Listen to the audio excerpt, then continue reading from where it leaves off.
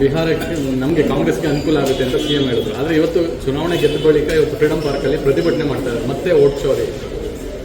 ನೋಡ್ರಿ, ಯಾವುದೇ ವಿಚಾರಗಳಿಲ್ಲ.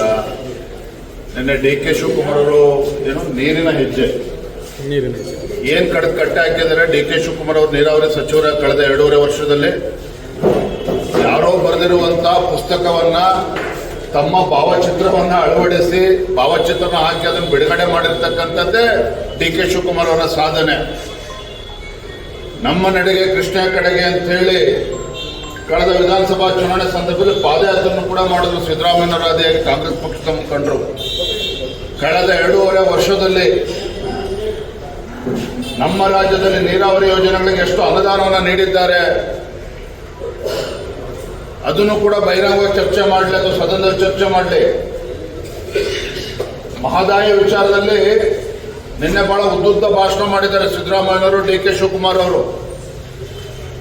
ಮಹದಾಯಿ ವಿಚಾರದಲ್ಲಿ ಇದೆ ಸೋನಿಯಾ ಗಾಂಧಿ ಅವರು ಕಾಂಗ್ರೆಸ್ ಪಕ್ಷದ ಅಧಿನಾಯಕಿ ಏನ್ ಹೇಳಿದ್ರು, 2010ರಲ್ಲಿ ಯಾವುದೇ ಕಾರಣಕ್ಕೂ ಗೋವಾದಿಂದ ಒಂದು ಹನಿ ನೀರನ್ನು ಕೂಡ ನಾವು ಕರ್ನಾಟಕಕ್ಕೆ ಕೊಡೋದಿಲ್ಲ ಅಂತೇಳಿ ಇದೇ ಸೋನಿಯಾ ಗಾಂಧಿ ಅವರು ಗೋವಾ ಚುನಾವಣಾ ಸಂದರ್ಭದಲ್ಲಿ ಹೇಳಿಕೆಯನ್ನು ನೀಡಿದ್ರು. ಎಲ್ಲೋಗಿದ್ರು ಸಿದ್ದರಾಮಯ್ಯ ಅವರು, DK ಶಿವಕುಮಾರ್ ಅವರು? ಇವತ್ತು ಕಳಸಾ ಬಂಡೂರಿ ವಿಚಾರದಲ್ಲಿ ಇವತ್ತೇನಾದ್ರೂ ಅಲ್ಲಿ ಪ್ರೋಗ್ರೆಸ್ ಆಗಿದೆ ಅಂತ ಹೇಳಿದ್ರೆ ಇದು NDA ಸರ್ಕಾರ ಬಂದ ನಂತರದಲ್ಲಿ 2010ರಲ್ಲಿ ಟ್ರಿಬ್ಯುನಲ್ ತೀರ್ಪು ಬಂದರೂ ಸಹ ಅದ್ರ ಬಗ್ಗೆ ಯಾವುದೇ ಒಂದು ತೀರ್ಮಾನವನ್ನ ಮಾಡಲಿಲ್ಲ UP ಸರ್ಕಾರ ಇದ್ರೂ ಸಹ.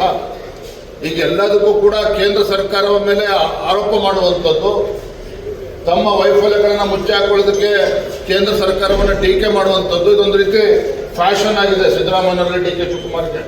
ವಾಸ್ತವಿಕ ಸತ್ಯ ಏನಪ್ಪಾ ಅಂತ ಹೇಳಿದ್ರೆ ಕಳೆದ 2.5 ವರ್ಷದಲ್ಲಿ ಏನು ಬಜೆಟ್ನಲ್ಲಿ ಎಷ್ಟೆಷ್ಟು ನೀರಾವರಿ ಯೋಜನೆಗಳಿಗೆ ಅನುದಾನ ನೀಡಿದ್ದಾರೆ ತೆಗೆದು ನೋಡಿದ್ರೆ DK ಶಿವಕುಮಾರ್ ಅವರಿಗೆ ಗೊತ್ತಾಗ್ತದೆ. ಕೇವಲ ನೀರಿನ ಹೆಜ್ಜೆ ಅಂತೇಳಿ ಪುಸ್ತಕ ಬಿಡುಗಡೆ ಮಾಡಿದ ಕ್ಷಣ ಏನು ಬಹಳ ನೀರಾವರಿ ಯೋಜನೆ ಒದಗಿಕೊಟ್ಟಂಗೆ ಆಗಲಿಲ್ಲ.